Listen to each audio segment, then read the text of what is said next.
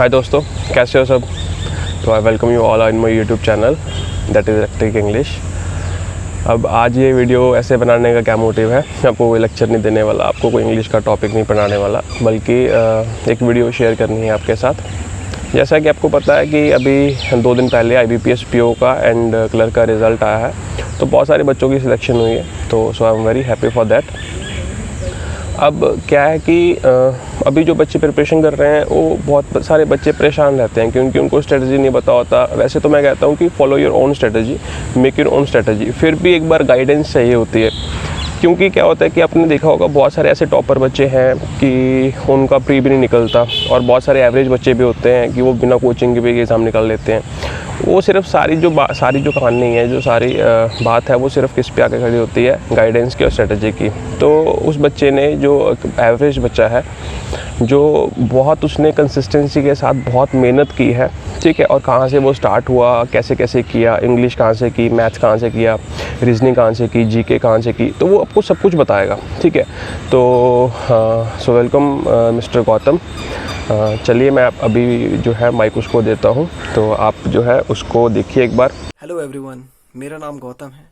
कुछ दिन पहले 2 दिन पहले IBPS PO का रिज़ल्ट आया था और मुझे बताते हुए खुशी हो रही है कि मेरा IBPS PO में सिलेक्शन हो गया है। मुझे यूको बैंक मिला है और मैं आज ये वीडियो बना रहा हूँ। इसमें अपनी मैं जर्नी बताना चाहूँगा और एक बिलो एवरेज पर्सन किस तरीके से अपनी मेहनत से, डेडिकेशन से, अपनी कंसिस्टेंट स्टडी से इस एग्ज़ाम को क्रैक कर सकता है। तो जो भी नॉर्मल बच्चा बिलो एवरेज पर्सन है, जो अराउंड 50-60% ट्वेल्थ में, ग्रेजुएशन में लेके आए हैं, हाँ, तो वो हताश ना हो। इवन अगर बिलो 40% भी आए हैं, उसके सिर्फ जस्ट पास है, वो भी कर सकता है ये चीज़, और इजीली कर सकता है। कोई इतना टफ नहीं है ये, इतना टफ नहीं है।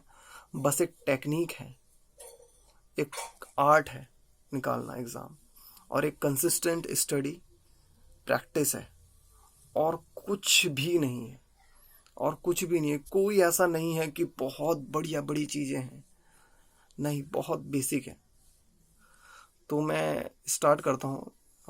एक स्टार्ट शुरू से बताता हूँ। सबसे पहला तो इंग्लिश सब्जेक्ट, पीयूष सर सबसे बेस्ट है, उनसे पढ़ा है मैंने। बाकी बहुत सारी फैकल्टीज़ भी देखी हैं, पढ़ाते हुए देखे हैं, बट वो रूल्स याद कराते थे, तो मुझे काफ़ी अजीब लगता था याद करना, क्योंकि मेरे से याद नहीं होता था। और पीयूष सर का जो तरीका है पढ़ाने का, वो काफ़ी इनोवेटिव है, डिफरेंट है, यूनिक है, और काफ़ी अंडरस्टैंडिंग है। आप लॉजिकली कनेक्ट हो पाते हो उस टॉपिक से कि हाँ, ये लॉजिक है। और उनके जो पार्ट ऑफ स्पीच हैं, tense, mood, phrase, clause, subject verb agreement, ये सारी चीज़ें आपको रीडिंग में बहुत हेल्प करेंगी। और मैंने यहीं तक ही इतना पढ़ा था, मैंने उनसे पूरा सिलेबस भी नहीं पढ़ पाया था। कुछ सरकमस्टांसेस आ गए थे कि सर को मूव करना पड़ा था, तो लेकिन जितना पढ़ा था उसके बाद से मैंने रीडिंग करना शुरू करा, तो रीडिंग में मुझे अंडरस्टैंडिंग होने लगी थी कि कहाँ पे क्या सेंटेंस, कहाँ पे किस तरीके का सेंटेंस का स्ट्रक्चर है, कौन सा टेंस, कौन सा मूड, कौन सा फ्रेज क्या है, सब मुझे समझ में आने लगा था। तो वहाँ से हेल्प मिली थी। आपको रीडिंग करनी है खूब, आपको सर का बेसिक करना है पहले, जो भी उनके हैं बेसिक करना है, और फिर उसके बाद रीडिंग करनी है, खूब रीडिंग करनी है, जितना आप कर सकते हो। डेली 2-3 आर्टिकल पढ़ने हैं द हिंदू के। इसके अलावा अगर आप कोई नोवेल पढ़ सकते हो तो बहुत बढ़िया है, क्योंकि नोवेल्स आपको क्या करता है कि एक आउट ऑफ द बॉक्स जाकर आपको एक विजुलाइज करता है स्टोरीज को, तो उससे उससे बहुत हेल्प मिलती है, उससे हेल्प बहुत ज़्यादा मिलती है। क्योंकि एग्ज़ाम का पैटर्न या एग्ज़ाम का कोई आरसी कोई फिक्स नहीं है कि आपका इकोनॉमिक बेस्ड जाएगा या फिर आपका सोशल बेस्ड आएगा या पॉलिटिकल बेस्ड आएगा। वो कुछ भी आ सकता है, वो स्टोरी भी आ सकती है कोई, और टफ स्टोरी भी हो सकती है। तो इसलिए आपको न्यूज़पेपर के साथ साथ थोड़ा सा नोवेल्स में भी टाइम देना पड़ेगा, 10-15 मिनट 20 मिनट। एक माइंड को हैबिट डालनी पड़ेगी कि डिफरेंट डिफरेंट चीज़ों की भी बस एक ये है इंग्लिश के लिए। अब डेली प्रैक्टिस करना है आपको। प्रैक्टिस क्या करना है आपको, मॉक लगाने हैं। मॉक्स में या सेट एक टेस्ट ऑफ इंग्लिश की बुक है जो इसे मैंने करा था, जो मुझे पीयूष सर ने ही रिकमेंड करा था। उसमें से मैंने आरसी करी, उसमें से मैंने फ्लर्स करे, उसमें से मैंने मैच दैम करे, उसमें से मैंने पैराजम्बल करे हैं। तो ये सब करे हैं। फिल इन द ब्लैंक्स बहुत क्रूशियल होता है, फिल इन द ब्लैंक्स। और आपको रीडिंग जितना करोगे उतना आपको अंडरस्टैंडिंग क्रिएट होगी, और अंडरस्टैंडिंग क्रिएट होने से parajumble, fill in the blanks, RC, ये तीनों सॉल्व होंगे। मेरे स्टार्टिंग में नेगेटिव मार्क्स आते थे इंग्लिश में, -2 -3। जब मैं पीओ प्री का टेस्ट देता था, मेरे नेगेटिव मार्क्स आते थे, मैं परेशान हो जाता था, डिप्रेस हो जाता था। तो सर ने ये बोला कि अभी मत दो टेस्ट, पहले आप बुक से लगाओ और रीड करो खूब। तो स्लो ही आप इस चीज़ को ओवरकम कर सकते हो। इस चीज़ से एक झटके में कभी नहीं कर पाओगे आप। सर का बेसिक, और उसके बाद self study, practice, daily test और एनालाइज। अड्डा से टेस्ट देना, टेस्ट ऑफ इंग्लिश से टेस्ट देना और उनको एनालाइज करना। और प्रीवियस ईयर के क्वेश्चन पेपर ज़रूर देखना, प्रीवियस ईयर पेपर के क्वेश्चन ज़रूर देखना। ये तो रहा इंग्लिश का। इसके बाद आता है हमारा क्वांट। क्वांट में अभिषेक सर ज़बरदस्त है। उनके जैसे स्टडी मैंने, उनको जैसा टीच करते थे ऐसा मैंने अभी तक उनको नहीं देखा किसी को। उनको बड़े से बड़ा क्वेश्चन को सेकंडों में तोड़ देना, मिनटों वाला क्वेश्चन सेकंडों में तोड़ देना, उन्होंने सिखाया है मुझे।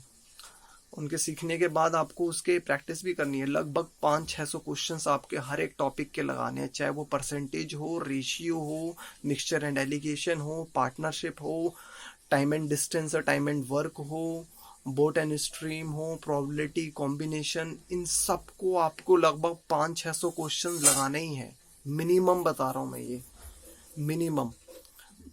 लो 3 कैटेगरी होती है, इजी मीडियम हार्ड। इजी के लगभग 100 से 200 क्वेश्चन, मीडियम के लगभग 100 से 200 क्वेश्चन, हार्ड के लगभग 200 क्वेश्चन। हार्ड के तो 200 क्वेश्चन लगानी है, 200 से 300, क्योंकि हार्ड क्वेश्चन जब आप लगाओगे तो आपको सारी चीज़ें क्लियर होती जाएंगी। और हर एक टॉपिक के लगाना है, हर एक टॉपिक के। ये आपका बेसिक हो गया इसमें। उसके बाद आपको डीआई करनी है, डाटा सफिशिएंसी करनी है, कैसलेट डीआई, डिफरेंट डीआई होती है, उसको ऑब्जर्व करना है, उसे करना है। लेकिन आप एक बार ये बेसिक कर लोगे तो आपको डीआई बहुत इजी लगेगी। पहले मुझे डीआई से बहुत ज़्यादा डर लगता था, यही कारण था कि मतलब इतने लंबे लंबे रीड कैसे करूँगा। बट एग्ज़ाम को क्रैक करने के लिए आपको नहीं करना इतना बड़ा बड़ा चीज़। वहाँ पे आपको सिलेक्टेड क्वेश्चंस करने हैं, सारे नहीं करने होते। 35 क्वेश्चंस आते हैं लगभग। 35 में मुश्किल से लोग 15 से 20 कर पाते हैं, 20 एक्सेप्शनल है। 15 मैं 14 करके आया था, क्वांट में, और 14 करके आया था। तो इस तरीके से आपको सिलेक्ट करना है क्वेश्चंस को और स्किप करने की एबिलिटी डेवलप करनी है। तो क्वांट के लिए अभिषेक सर से बढ़िया टीचर नहीं है। उनकी टीचिंग्स और उसके बाद सेल्फ प्रैक्टिस बहुत ज़्यादा ज़रूरी है। और सबसे दिक्कत आती है कि आपको पीडीएफ कहाँ से मिलेगी इतने सारे 200 क्वेश्चंस के। तो ये बहुत इजीली मिल जाता है। शुरुआत में मेरे को भी काफ़ी दिक्कत आती थी ऐसे सर्च करने में, बट बाद में मिल गया था। टेलीग्राम पे मैंने सर्च करा था IBPS PO ग्रुप या SBI PO ग्रुप, तो ऐसे बहुत सारे मुझे ग्रुप मिल गए थे जिसके अंदर सारे मटेरियल, स्टडी मटेरियल मिल जाते थे, चाहे क्वांट के हो, चाहे इंग्लिश के हो, चाहे रीजनिंग के हो, चाहे GA के हो, सारे चारों मटेरियल मिल गए थे मुझे। और अब आता है रीजनिंग में मेरे साथ टीचर कोई कंसिस्टेंट था ही नहीं। जो टीचर पहले थे राधे सर, वो छोड़ गए थे। फिर उसके बाद फिर आए थे, एक सर आए थे, नाम याद नहीं है मुझे, आलोक सर आए थे। तो फिर दीपक सर आए थे। दीपक सर ने काफ़ी अच्छा बताया था, तो उनसे काफ़ी अच्छा सीखा मैंने। और फिर सेल्फ स्टडी करी मैंने, खूब सेल्फ स्टडी करी है मैंने, यूट्यूब करा खूब सारा। तरुण झा, बैंक आईक्यू में उनकी वीडियोस मिल जाएंगी आपको, उनकी वीडियोस मिल जाएगी, उनको सारे वीडियोस कर देना। उनके पजल्स के लगभग उनके पास आई थिंक 150 वीडियोस होंगी, सारे देख के कर लेना। और उनको वो एक मिनी मॉक कराते हैं, लगभग 300 के आसपास वीडियो हैं, उसे भी सारे कर लेना। मैं गारंटी कह रहा हूँ, इन 150 ये और 300 वो अगर आपने कर लिए, आपका सिलेक्शन, आपका रीजनिंग में तो कोई पीछे कर ही नहीं सकता। रीजनिंग में कोई पीछे कर ही नहीं सकता। मैंने तो इतने करे भी नहीं थे, मैंने मुश्किल से 100 से 150 मैंने मिनी मॉक लगाए थे, और 50 या 60 के आसपास मैंने 50 या 60 के आसपास मैंने पजल करे थे। बट वो इनफ नहीं है, आपको पूरे ही करने, आप पूरे ही करना, वही सबसे बेस्ट रहेगा। और डेली 2 पजल जरूर करना है आपको, हार्ड लेवल की पजल दोनों करने हैं। पहले बेसिक क्लियर करना है टीचर से, और उसके बाद हार्ड लेवल के पजल करने हैं आपको डेली। ये आपको बांध के रखना है। आपको मैक्सिमम टू मैक्सिमम 1 साल लगेगा, इस बात की गारंटी है। 1 साल गारंटी, 1 साल में हो जाएगा सिलेक्शन। बस एक रेगुलर कंसिस्टेंस आप रहना बस इस चीज से। अब आता है एक जीए कहाँ से करें। जीए का सबसे आसान तरीका है जो मैंने किया है, 10 दिन का, मैं एक दिन, आज के दिन मैं पिछले 10 दिन के जीए पढ़ता था, करंट अफेयर पढ़ता था। करंट अफेयर पढ़ने के बाद मैं मंथली मैगजीन्स आती थी अड्डा की, उसे पढ़ता था।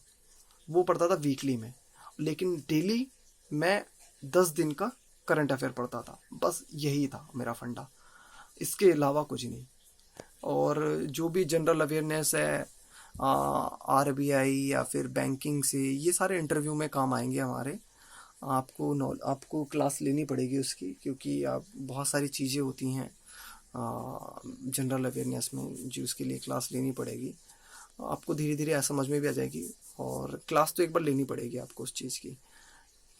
प्रशांत सर थे हमारे, जिन्होंने हमें पढ़ाया था, तो ठीक थे, एवरेज थे।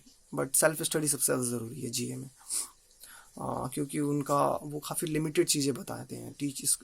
काफ़ी लिमिटेड चीज़ें थी उनकी। एक्चुअली टीचिंग में बस डायरेक्शन होता है, जो भी आप कोचिंग लेते हो वहाँ पर सिर्फ डायरेक्शन मिलेगा, लेकिन सेल्फ स्टडी करनी पड़ेगी आपको। तो जीए में तो यही है आपका।